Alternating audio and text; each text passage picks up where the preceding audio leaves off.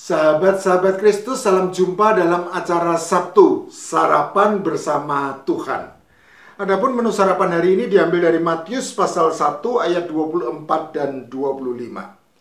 Sesudah bangun dari tidurnya, Yusuf berbuat seperti yang diperintahkan malaikat Tuhan itu kepadanya.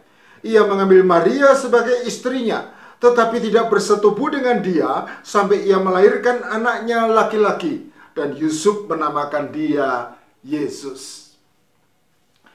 Yusuf adalah tunangan Maria, Matius pasal 1 ayat 18.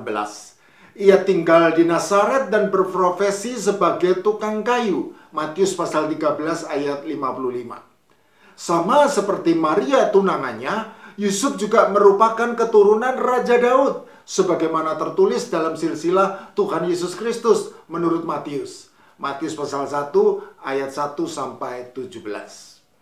Itulah sebabnya pada waktu Kaisar Agustus mengeluarkan suatu perintah untuk dilakukan sensus di seluruh dunia dan setiap orang harus mendaftarkan dirinya ke kotanya masing-masing, maka Yusuf dan Maria pergi dari Nazaret di daerah Galilea menuju ke tanah leluhurnya, yaitu ke kota Daud yang bernama Bethlehem di daerah Yudea. Lukas pasal 2 ayat 1 sampai 4.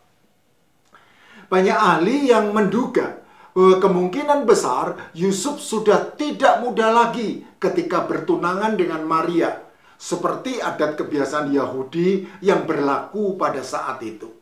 Tetapi bisa jadi ia juga sama mudanya dengan Maria. Soal usia, para ahli memang hanya bisa menduga-duga saja, karena Alkitab sama sekali tidak pernah menyebutnya. Tetapi soal nama, mereka memang ahlinya. Nama Yusuf adalah transliterasi dari nama Ibrani Yosef dan merupakan nama yang sangat umum di Israel.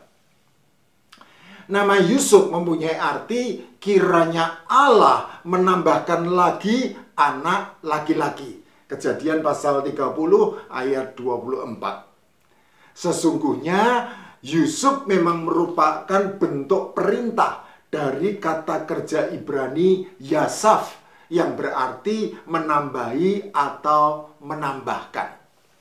Jadi seorang Yusuf semestinya Yasaf.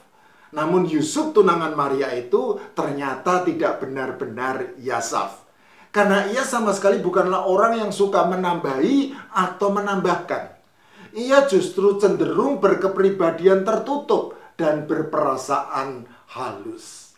Itulah sebabnya ketika mengetahui bahwa tunangannya Maria sudah mengandung sebelum mereka hidup sebagai suami istri, maka ia bermaksud menceraikannya secara diam-diam karena ia tidak mau mencemarkan nama istrinya tersebut di muka umum.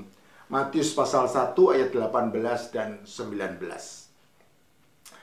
Entah bagaimana sesungguhnya perasaan hati Yusuf ketika pertama kali ia mengetahui bahwa tunangannya Maria sudah mengkhianati cintanya.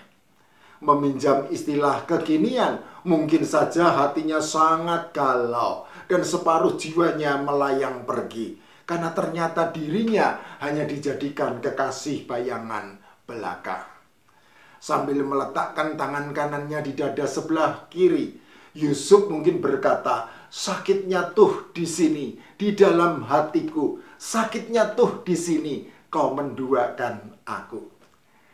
Walaupun tidak mengetahui bagaimana perasaan hati Yusuf yang sesungguhnya, tetapi mungkin kita bisa memaklumi apabila ia menjadi kecewa dan marah, lalu melakukan tindakan-tindakan yang emosional untuk sekadar meluapkan perasaan sakit hatinya yang begitu menyesakkan dada.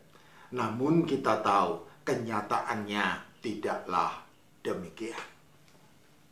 Ketulusan hati Yusuf ternyata bukanlah isapan jempol belaka.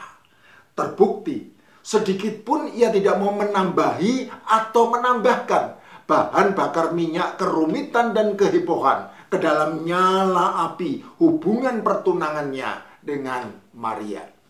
Ia hanya berinisiatif untuk diam-diam menceraikan tunangannya Maria. Jadi Yusuf ternyata tidak benar-benar Yasaf. Ia sama sekali tidak menambahi atau menambahkan. Maksud dari Yusuf yang tulus untuk diam-diam menceraikan Maria supaya tidak mencemarkan nama tunangannya tersebut ternyata tidak sempat terlaksana. Karena Tuhan bertindak lebih dulu untuk mencegahnya. Matius di dalam Injilnya dengan jelas mencatat, tetapi ketika ia mempertimbangkan maksud itu, malaikat Tuhan nampak kepadanya dalam mimpi dan berkata, Yusuf, anak Daud, janganlah engkau takut mengambil Maria sebagai istrimu, sebab anak yang di dalam kandungannya adalah dari Roh Kudus. Ia akan melahirkan anak laki-laki, dan engkau akan menamakan dia Yesus, karena dialah yang akan menyelamatkan umatnya dari dosa mereka. Matius pasal 1 ayat 20 dan 21. Entah mengapa Tuhan mengutus malaikatnya menampakkan diri kepada Yusuf melalui mimpi, dan tidak mengutus malaikatnya datang menjumpai secara langsung, sama halnya seperti kepada Maria. Mau tidak mau, cara Tuhan yang berbicara melalui mimpi mengingatkan kita kepada Yusuf anak Yakub, sebagaimana yang tercatat dalam Perjanjian Lama, Kejadian pasal 37 ayat 1 sampai 11. Seakan-akan Tuhan mau mengingatkan Yusuf tunangan Maria untuk selalu menaruh iman percayanya kepada Tuhan, sama seperti iman nenek moyangnya, Yusuf anak Yakub. Tentu saja kita tidak bisa memastikan apakah memang benar demikian maksud Tuhan. Dan jika memang benar demikian, apakah Yusuf juga memahami maksud tersebut? Semuanya tersembunyi dan akan tetap menjadi misteri bagi kita. Namun, dari tindakan Yusuf selanjutnya, kita bisa mengetahui bahwa tunangan Maria ini ternyata memiliki iman percaya yang sama seperti nenek moyangnya. Mimpi adalah hal yang biasa terjadi di dalam kehidupan kita manusia. Saya yakin setiap kita pasti pernah bermimpi, entah itu mimpi indah maupun mimpi buruk. Terkadang mimpi itu hanya kita anggap mimpi biasa sebagai bunga tidur. Namun tidak jarang mimpi itu juga kita anggap sebagai firasat terjadinya sesuatu.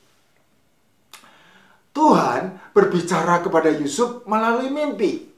Dan Yusuf tahu bahwa mimpi itu bukanlah mimpi biasa. Kita tidak tahu apakah Yusuf berkeringat dingin setelah bangun dari tidur karena mimpi yang tidak biasa itu. Yang kita tahu hanyalah sikap Yusuf setelah mendapat mimpi yang tidak biasa itu. Karena Matius dalam Injilnya mencatat, sesudah bangun dari tidurnya, Yusuf berbuat seperti yang diperintahkan malaikat Tuhan itu kepadanya. Ia mengambil Maria sebagai istrinya, tetapi tidak bersetubuh dengan dia, sampai ia melahirkan anaknya laki-laki, dan Yusuf menamakan dia Yesus. Matius 1 ayat 24 dan 25. Sahabat-sahabat Kristus, tidak bosan-bosannya saya katakan, Yusuf ternyata tidak benar-benar Yasaf. Yusuf tidak menambahi atau menambahkan. Yusuf berbuat seperti yang diperintahkan malaikat Tuhan kepadanya. Yusuf benar-benar taat dan percaya kepada Tuhan. Itulah sebabnya ia melakukan persis seperti yang diperintahkan oleh Tuhan. Inilah iman percaya yang sejati. Iman percaya yang bukan hanya sekadar mengaku percaya saja, melainkan mengaku percaya dan melakukan apa yang dipercayainya. Tentu tidaklah mudah untuk percaya bahwa seorang perawan mengandung dari Roh Kudus. Tetapi Yusuf percaya, dan tentu saja Juga bukan hal yang gampang hidup bersama istri yang sah, tetapi sama sekali tidak bersetubuh dengannya sampai istrinya tersebut melahirkan anak laki-laki yang dikandung dari Roh Kudus. Tetapi Yusuf rela melakukan hal itu. Yusuf taat karena ia percaya kepada Tuhan. Ketaatan memang bukan untuk diperdebatkan, melainkan untuk dilakukan. Dilakukan di dalam iman percaya kepada Tuhan. Itulah iman percaya Yusuf tunangan Maria, yang ternyata tidak benar-benar ia sah. Yusuf tidak menambahi atau menambahkan. Ia melakukan persis seperti yang Tuhan perintahkan. Itulah iman percaya yang sejati. Suatu iman yang turut menghadirkan Natal. Bagaimana dengan kita?